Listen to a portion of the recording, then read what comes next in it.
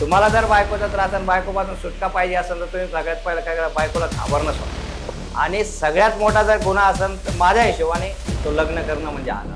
तो मुलगा एकटाच हवा, दुसरा मुलगा म्हणजे त्याला त्याच्यासोबत आईबाप नाही पाहिजे, फक्त सरकारी नोकरी पाहिजे, त्याला शेती पण पाहिजे आणि शेतीत नाही गेलं पाहिजे. पोलीस स्टेशनला जर गेलं तर पोलीस काय म्हणतात, तू माणसात का? धिप्पाडच्या धिप्पाड राक्षस सारखे लोक आहे, बारीक बायको आहे, पण दिसली कोर्टात का पळून जाते का? तो बायकोच्या त्रासाने पोटगी भरली नाही म्हणून तो जेलमधून जाऊन आला. तर त्या बाईचं कुठेतरी अफेअर चालू होऊन जाईल. लोक लग्न करायला घाबरायला लागले, अरे बाबा संन्यासी राहायला बरं, लग्न नको.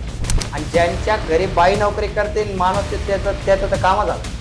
त्याची एवढी हाल आहे, त्याने उठल्या पडल्या बायकोचा मार खावा, त्याला वाटेल तसं त्याने हे करता. तेवढं आपण बेटी बचाव अभियान जे चालवतोय, थोड्या दिवसात बेटा बचाव अभियान चालू करायची वेळ आहे. माझ्या मते संसाराची काळजी ही पुरुषांना जास्त आहे.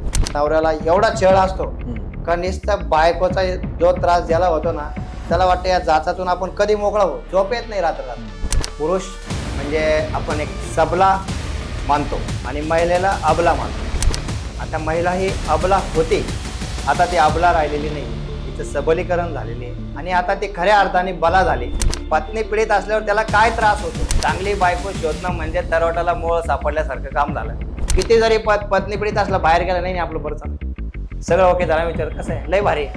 पण घरी तो काय मार खात होतो त्यालाच माहिती असतो. महिलांसाठी कायदे, पुरुषांसाठी कायदा नाही. पुरुषांसाठी कायदाच नाही. पुरुष प्रधान आहे आणि स्त्री राजा झाली.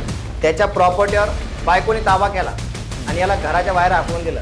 जर जेंडर न्यूट्रल लॉज असते, माणसावर अन्याय झाला तर माणसाचं पण ऐकून घेतलं गेलं असतं. ते वेळ कधीच झाली नसती. तर ती नवऱ्याला सोडतच नाही. ते नवरा किती जरी परेशान झाला त्याला ते घटस्फोट देतो. माणसाच्या बाजूने एक तर कायदे झाले पाहिजे, पुरुष आयोग पण झाला पाहिजे. आणि जर असंच काही होत नसेल तर जेंडर न्यूट्रल झालं पाहिजे. आणि जो खूपच वैतागलेला त्याला वाटतं का माझ्या बायको सारखी दुनियात बाई सापडणार नाही, तर पिंपळ पौर्णिमा केल्यानंतर आम्ही उलट्या 108 फेऱ्या पिंपळाला मारतो. पिंपळ म्हणजे आहे, जर त्यांना ते मिळत असेल तर नक्कीच देवा आमचं ऐका. आणि या अशा जातातून मोकळा करून अशी बाई तरी सोडीन ना, तिनं घटस्फोट घेऊन तिला काय करा, आम्ही म्हणणार नाही तिला काय करा, पण आमच्याला मोकळं करा. आज पुरुष एकदम असुरक्षित झालेले आहे. ते रात्रंदिवस काही लोक तर घराच्या कड्या लावून आमच्याकडे उदाहरण येते ना, लोक रात्री घराच्या कडी लावून झोपतात. कधी बाई कधी त्याचं काम करून टाकेल त्याचं हे नाही राहत.